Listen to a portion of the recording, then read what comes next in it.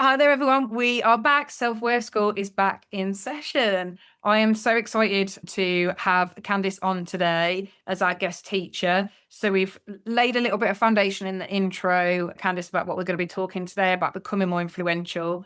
I know that you have a 20-year journey in learning and development. But can you give us the short version of your history and how it's led to your work on influence and confidence and visibility? Absolutely. So I am one of those unicorns or weirdos that actually started in learning and development. I chose this field right in college still. I tell the story. We had a guest lecturer. I wish I remember her. I would contact her. She came in, told us what she did, and I couldn't believe people got paid for this. So I literally started my work in learning and development as an administrator, had a 10-year corporate career, ended up as a director looking after 76 learning and development team members. I then moved into consulting, and yeah, the rest is history. Right now, I develop all the people that develop people. So I develop learning and development teams. That's a kind of meta, isn't it, in a way? It's Yes. just for purposes, just for everyone, like, what does learning and development mean? I know it seems like from the sound of it, it's quite self-explanatory, but what do you class that as? What kind Yeah. of people are you working with? Yes. And this has been a journey, because even when I was setting out to put together the Talent Development Academy, there is not one definition of this is what we do. So we are way more than training. Many people would say we train people, but that's just a piece of the pie. So I like to say we enable people. So once people are in the organization, we enable them to be successful. So whether that's through building capability, which is our main thing, but even looking at processes, where can we fix things, where is communication failing, we should be looking at that ecosystem of we've got awesome people in the organization, and learning and development is kind of the unlock. We going to build your capability until the day you leave the organization. So that's that team, and I work solely with learning and development teams to build their capability, because I believe if they are rock solid in what they do, every single person in the organization benefits. Yeah, absolutely. So it's not just about, like you say, the kind of annual training that your company might send you on. It's a lot more. Okay, cool. So much more. And development, I suppose, a part of that is being able to step into, like, kind of what you said around capabilities, like stepping into your full capabilities, or allowing staff and what have you to step into their full capabilities, bring forward ideas, innovation and stuff. All the learning development leads to that, right? Okay. Yes. Part of the reason that I wanted to speak about this as one of the episodes, because I've had this episode title in my head probably since I came up with the concept of the podcast. So I was like, context? That's not the right word. That is so Okay. funny. I get those two words muddled all the Well, time. I don't normally. I'm sure it's the first time, Yeah, but I was I like, no. always do. So yeah, maybe I'm No putting my judgment energy there. on you. But yeah, I think there's this idea of women wanting to be influential, be a key person of influence, stand out, people listen to their ideas, what have you. And I think as well, it's because many women either tell me, or like I see online, about them feeling overlooked, like whether that's in meetings. In fact, quite a few of my clients before have said I've wanted to bring stuff up in meetings, or I've done it and not my suggestions have been overlooked, but then someone else has said it and they've gone with that thing. But yeah, lots of people feeling overlooked, whether that is in work, whether it's in business, putting yourself forward, whether it's at home or online when you're trying to be visible, build your profile, whether that's, like, say, business or LinkedIn. So it's often feeling like their ideas land last, like they're not quite hitting. Why do you think that this sense of invisibility and self-doubt show up so often, even for women who are highly capable? Yeah. And when you say that last part, even when people are highly capable, that is actually impacts the most, because it's like you're aware of what you don't know. Yeah. And so you hold back even more. So Yes. that is so key to understanding imposter syndrome. And I work with someone, and I'm bringing them into clients, in fact, where they are highly skilled individuals that then start doubting themselves even more.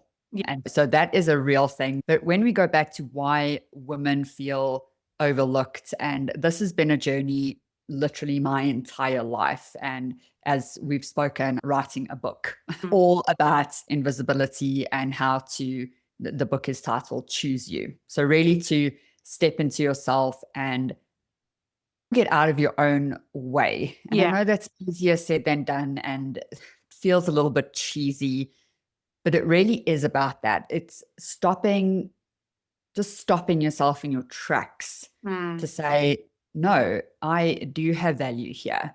Stop doubting yourself. Yeah. And that's where it starts. And it has to start there.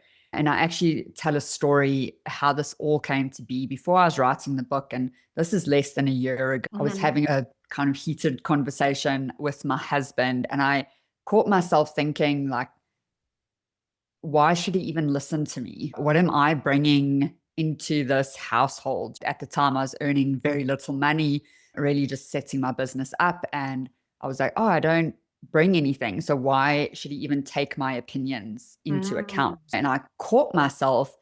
And in that moment, I was almost like angry with myself. I was like, how dare I speak to myself like that? Yeah. And that switch has changed everything for me. That's why I'm writing the book. And I've realized that it's been throughout my entire life.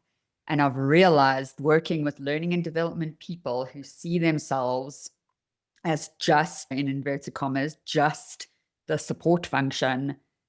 And it's largely female dominated. There's something like 80+% of females within learning and development. Until you hit management, then it completely switches to men, and unpacking that. So yeah, it's led me on this journey.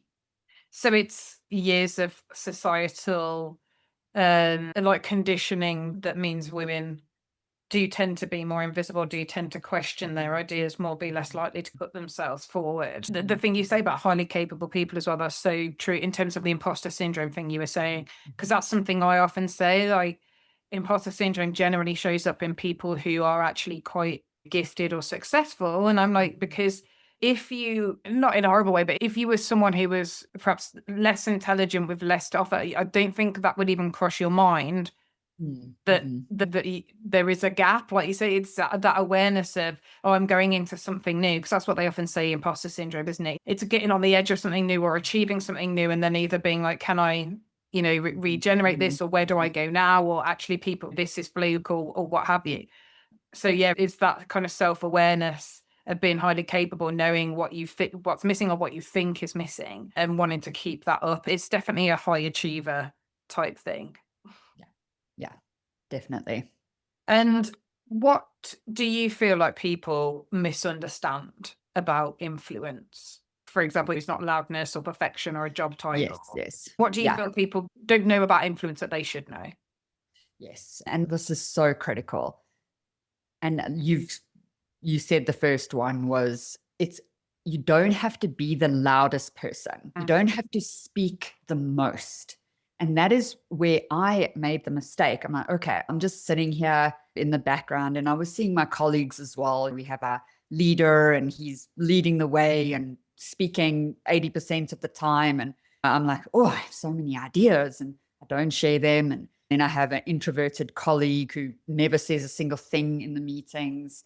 And through this book writing, which has been great, I've unpacked that, and I'm wondering what's happening. But that is what I think so many people misunderstand. So you don't need to say the most. You don't need to speak the loudest. You should not be interrupting people, because then you can come in, if you're listening and you're paying attention and you're being thoughtful and you're present, you can say one sentence that is influential, that influences the entire meeting. And that has happened to me before, when I learned a few tricks, because I wouldn't speak. And literally, like, even in meetings when I did speak, I'd go blood red, like when your ears turn red. That would happen every time I spoke up in a meeting. It was awful. So I just didn't speak. I couldn't handle, because obviously everyone could see. So that makes you even more self-conscious. Yes. So I didn't speak. I learned some tricks, which I'll share, but it's just that one thoughtful comment makes you influential if it's the right comment and the right thing. So I was going to say, what actually builds influence? So is that what you feel builds it? And or I guess looking at from the other side, I would be like, oh, it's just one thing at the right time. What if I don't have the one thing at the right time? But what would you say builds influence? Yes, it's over moments. So you don't walk into a room and you're influential. Like that doesn't happen like that. It's over small moments. And that is what I found. I was so silent. And then I started making these comments and I started contributing and all of that. And then people started thinking, oh, hold on a second. Candice actually has some good ideas. Candice is actually onto something here. And then eventually I was leading the brainstorming sessions and we'd have like day-long workshops putting training together because it wasn't just a training day. We'd do 3-week capability building extravaganzas and I would lead those brainstorming sessions. But it took time and where people just started, you just start dropping it. It's not a splash. It's drops. That's how I feel. You like consistency almost. Yeah. And honestly, I really have learned this the hard way. And I really want people listening to understand that it was not like now I'm all over social media, I'm speaking on stages, but this is not me. It took so long for me to get there, realizing that, oh, I do have an opinion and it does matter. And actually, I am smart and I do have a lot of value to add. So it was even reframing myself and what I was thinking about myself as well. So it's not just about convincing others that you're worthy and capable. It's convincing yourself and then showing up in those moments and not forcing your opinions, because that's what I find the big splash leaders, they're like, this is a good idea, do it. And then sometimes you're thinking, it's really not. This isn't the right one. And that's the influence I want to build, that influence based on credibility, on actually adding value, not being the big splash person. That's just not my style. And as you said, I think when you're grounded in your worth and your value and what you bring to the table, you're more likely to be convicted and be able to speak about those things that are authentically yours, which I think actually leads on really nicely to our next questions and really focusing on the lesson content of the episode. And it's about the 5 pillars that you and I spoke about that you work from in terms of like influence and invisibility, the things that you teach, the framework that you have, and particularly focusing on 3 that I know we were interested in: speaking up, start before you're ready, and reset your perspective. So if we start with that first pillar, what's your approach to helping somebody speak up, especially if they are support staff or maybe they're introverted? I know I've worked with introverted leaders before, or they're new in role. What could you share your 3 key points for meeting tactics and why it works? Yes, absolutely. So here we're going to get a little bit practical, super practical. That's all good. And again, in meetings specifically. So when you're sitting in meetings with a mouthful of teeth and you don't say anything, you're not showing up. You're never going to build your influence like that. And so you need to take the first step. And that's why that pillar is speak up. It is literally, you need to say things out loud so people get it. And I have this sentence in my mind that I always refer to is, your work is not going to speak for itself. You are. You need to speak for yourself. No one else is going to. I thought my manager had my back. All the things. I was like, yeah, I'm so supported. Promotion day comes. I didn't get it because I wasn't speaking up. So this is so critical. So in a meeting, what I do, so I'm actually an extreme extrovert, and it's a similar problem to an introvert.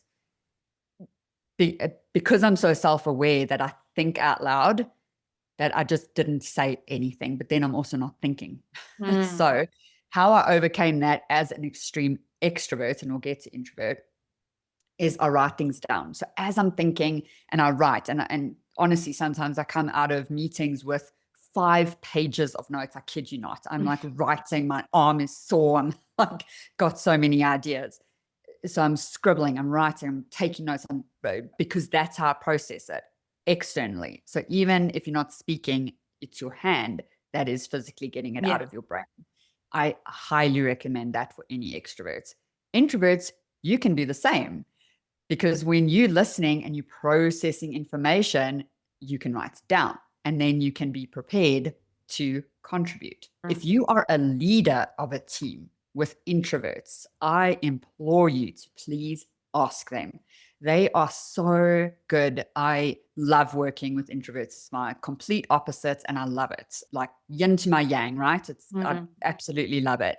But I want to draw that out.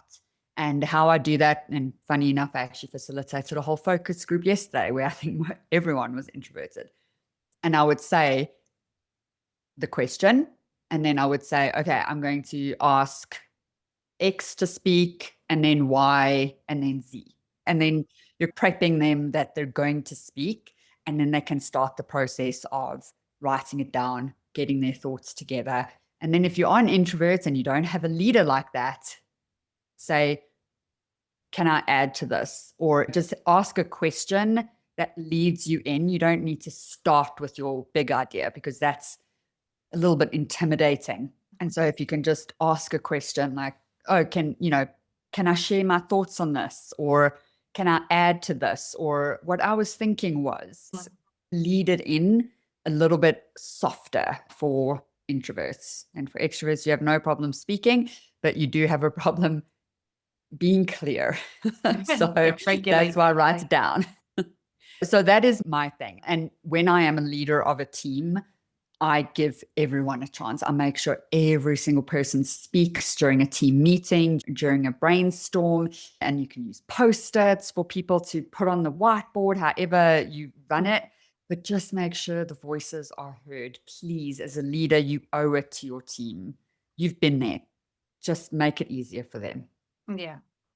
And what would you say to someone who is running their own business? So they're not necessarily in team meetings, but they're maybe struggling with that sense of visibility. Maybe they're more introverted. They want to be able to like show up online, be able to speak up. What would you do to apply to someone in that situation? Oh gosh, yes, getting visible online. That is so fun and so challenging. So my recommendation, because there's just so many formats now, what has really worked for me, again, I'm an extrovert, but my introvert stuff works too. Do carousels. I'd have some pictures of you, do carousels, put some cool music on it. You don't need to speak to camera to get your message across, but I would highly recommend just get your message across, write it down. If you see my desk here, it's just full of ideas. My whiteboard is constantly going with these ideas that keep popping into my head, and then just do it. And that's actually the next point. So it's not the speaking up, but it's the start before you're ready. Yeah, no, if it breaks in, please do yeah. go in.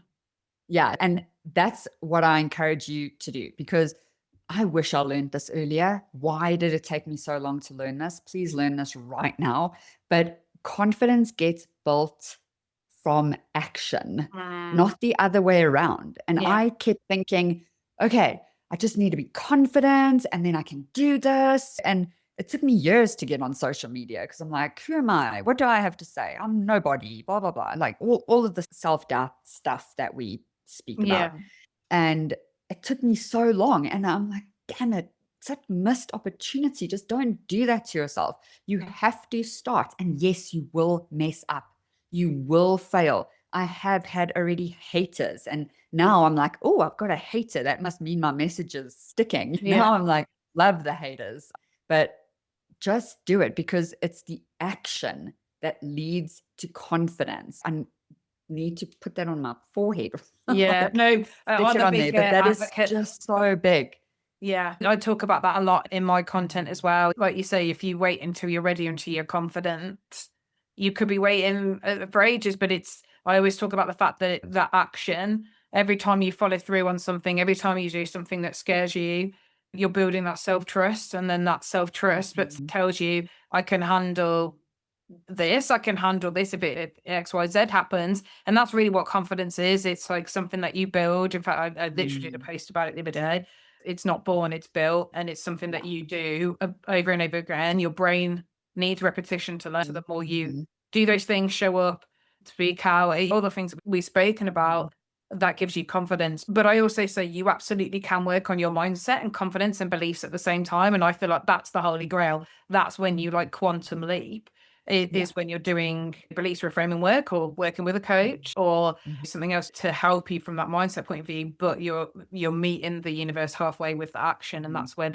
that's where the magic happens for sure. Yes, exactly. And that's actually the second pillar, which I know we're not going to touch on, but it's surround yourself with the right people. So it's find your people who make you believe that you can, who make you believe that your dreams are not crazy, who make you believe that it's all possible, who make you believe that you are worthy and good and competent and all the things that you need. So yes, Yeah.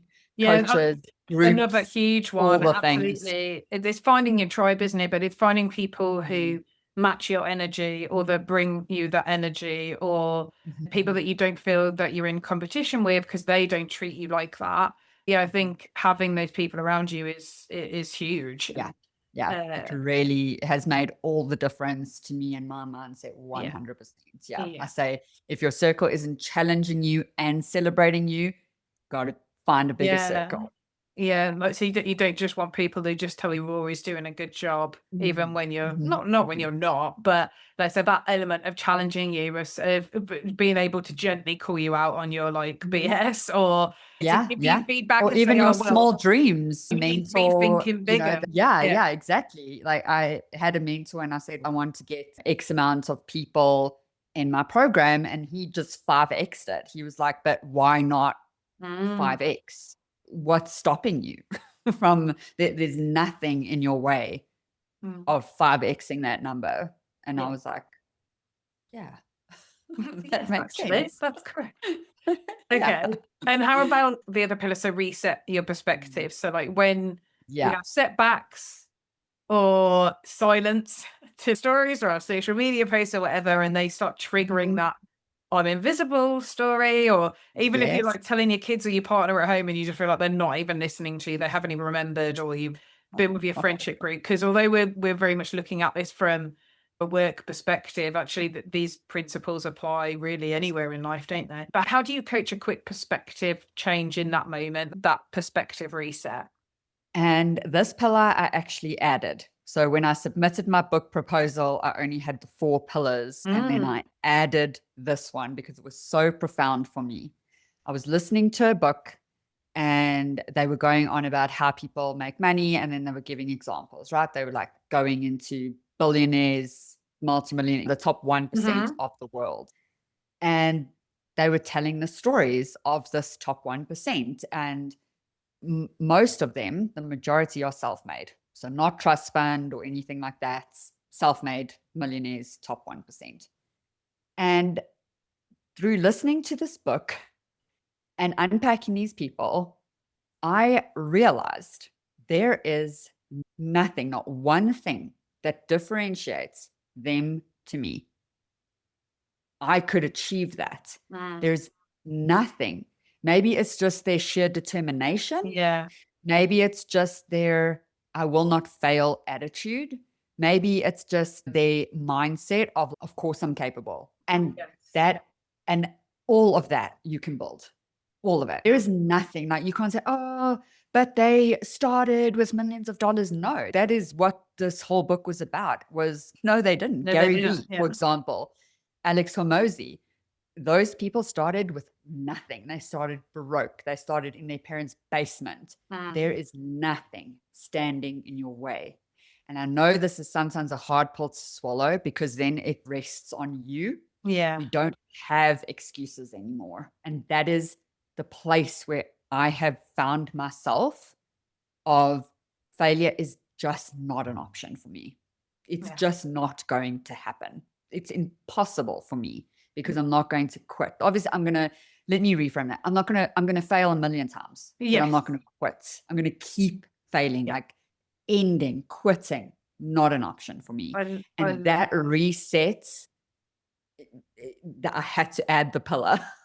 It was like, I have to add this pillar.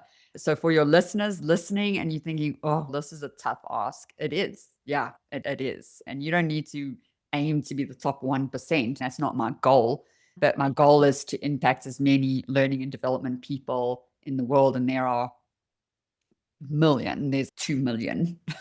And that's what I'm going for, because I know I can impact them. I know I can help them and change their careers. I love That's the last everything that one. you've just said, honestly.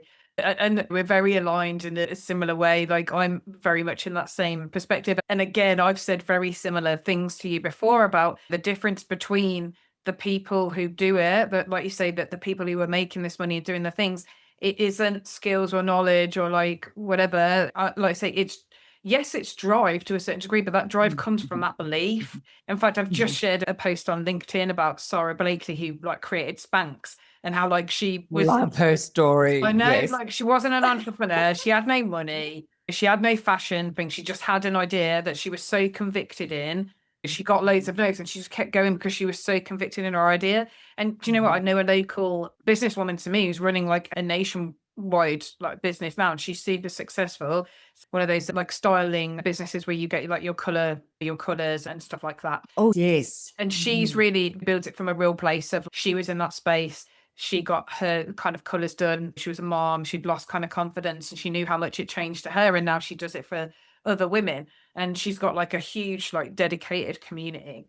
And I remember she said something similar. I just knew, even if at the beginning she was like, I couldn't give away my services for free. And now she's huge in demand. And they got this huge dedicated following. But she was like, I just knew it would work. I just had to keep going. And I think that is genuinely the difference behind the people, like I said, the key people of influence, because sometimes influence comes with that certain amount of clout, but that clout comes with that belief that you absolutely are worthy of, your ideas are valuable, you are valuable, you can be influential, you aren't invisible. And like I say, allowing yourself to fail because it's just a result. Do you know what I mean? You only fail when you stop. So yeah, I love all of that. And that's the first pillar, is remember who you are. Yeah. Remember you're capable, you're awesome. Like nothing is stopping you. Just believe that. Yeah. Love it. So we've already touched on this already, but look, tying back to the subject of the podcast around self-worth, is there anything more you would add about the direct links that you see between influence and self-worth? Like I said, I think we've spoken about it a lot already. It's about valuing yourself, your ideas. But is there anything else that you would say that changes when you have self-worth, or anything else in that arena? Yeah. So here I want to get practical again. So I believe self-worth ebbs and flows. Like today I'm feeling good. Yesterday, not so much. It just ebbs and flows. And how I come back to my self-worth, what I've been doing for a little bit over a year now. So when I was feeling really bad about myself, and there was definitely a low point, I don't want to say rock bottom because that is way too cheesy, but I was like, I have zero value. It was super bad. And what I did, I read all my self-assessments, like, the personality assessments, DISC and PI and all of that. So I went through that and I highlighted things that resonated, that stood out to me. And I did this over months. I read and I learned and I listened to podcasts, all the things. I just soaked up all the things about myself and what was resonating with me. And I was writing it down. And from those exercises, I have now 2 lists, and it's on my whiteboard all the time. So when I do have those dips, I read it and I'm like, oh, okay, no, it's fine. I get myself out of the dip pretty quick. So the 2 lists is, the first one is I believe in. And so those are your core values. Those are the lines you will never cross. Never. So I believe in, like, I will never insult another person online. And that's not my belief, but it's like, I believe we're all worthy. We're all coming with best intention. So you'll never find me putting someone else down to stand above them. That is a line I will never cross, for example. So I've got my 5 beliefs. And then the second list is I am good at. And then I have my 5 things that I know I am good at every day, no matter how tired I am, no matter who I'm talking with. I am good at those 5 things. Those are my 5 things. Like, you can never take that away from me. And I have that on my whiteboard. So those 2 lists are there all the time. Never rub them out. Sometimes I'll change. I'm like, oh, wait, I'm good at this. And maybe I'm going to change this. I can ebb and flow, but like it's pretty much stayed true. And so those 2 lists have helped me so much, because the self-worth can ebb and flow. And if you're not constantly reminding yourself of who you are, you cannot step into that influence, because it does start, like you say, it starts with your self-worth. You cannot influence others if you don't believe in yourself. No. If you don't believe you're worthy, it's just So true. the one can't be before the other. Yeah. And it's honestly, I feel like we're the same person in a lot of ways, because I also keep my values and strengths by me, and I'm very much driven by them. So my strengths would be what I would say like I'm good at. My core values are around purpose, joy, optimism, growth. Yes. And so I keep them at the very kind of core of what I do. And my strengths are around humor was like the top one that came up. Oh, yeah, I do that's use cool, humor a lot yes. in like my delivery and other such things. But I was surprised it was so high. But also like perspective, judgment, all the things that you would expect from a coach, really. But those are uncovering those core values and strengths, along with a few other things that I've got an online course I do in self-discovery. That was all the things that I learned that led me to become a coach. It's so validating to know those things. But I think, like you say, to have those visual reminders of those things and where you're bringing them into, I think you're probably going to be your most worthy and influential when you're in those values and strengths. Yes, absolutely. And I feel the energy. So my top belief is I lift people up. That's my top one. And yeah, it just feels good when I know I'm having a conversation or leading something. I'm like, yeah, that's an awesome one to have, for sure.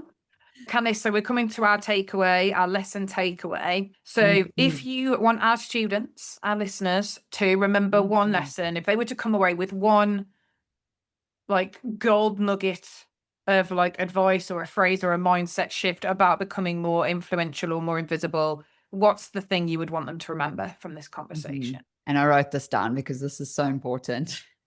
You are ready now. You do not need to wait to earn an extra degree. You don't need to wait until you have X amount of years experience. You don't need to wait until you finish this project. You are ready right now. You are worthy. Like your self-worth is up to you, and you are ready for that now. Even if it's your first day at work, your first day of marriage, your first day as a parent, doesn't matter. You're ready right now. Don't wait. That was my biggest mistake. I was waiting for some, I don't know what. Yes. Who knows what I was waiting for, and I wish I didn't. And so I really want you to know you're ready right now, today, in this exact second you're listening to this. Awesome. Thank you. And our takeaway exercise. So we give all of our listeners a little bit of homework that is going to push the needle for them in some way. So tell me, what's one simple action that our listeners or students can do to start putting their influence into practice, to start knowing that they're ready now? Yeah. So I have created the How Invisible Are You quiz, and we can add the link in your description. Yes, absolutely. Go and take that link and go and take that quiz. It goes off of the 5 pillars, and you will get rated per pillar. And then there are actionable steps. So even if you rate like 100% and you're amazing, it still gives you steps on how to keep that or how to lift other people up. So take the quiz, even if you don't feel invisible. It's really good. You'll get like a 20-page report that's personalized to you with very actionable steps that you can take to get yourself out of the invisibility or keep yourself in visibility. Another word, visibility. Love it. Yeah. So yeah, we'll share that link in the show notes. But Candice, honestly, it's been an absolute pleasure to have this conversation. Like I say, we're aligned in so much of what we do and say. And I really hope that this hits home to anybody that needs to hear this today. So thank you for sharing your wisdom and all of your kind of thoughts. And just thank you so much. Yeah, absolutely. It's been wonderful. Thanks for having me. So I hope you enjoyed that episode, everybody. What I love about Candice's message is that it isn't about being louder, it's about being truer to who you are. And becoming more influential, it doesn't start with a title or a promotion or a platform. It starts with remembering who you are and choosing to stop disappearing from your own story. If you'd like to explore Candice's work, you can take the invisibility quiz that we spoke about. There's a link here in the show notes, or you can find out more about her upcoming book. We'll share all the links in the show notes. And if this conversation has sparked something in you, that quiet knowing that you're ready to stop downplaying your voice, your impact, your potential, then I'm here for you. You can book a free one-to-one discovery call with me to explore how we can help you show up with more confidence, more clarity, more self-worth and influence in your career or business. But until next time, keep growing, keep showing up, and just remember, the more that you own your worth, the more that the world starts to reflect it back to you. Have an awesome day.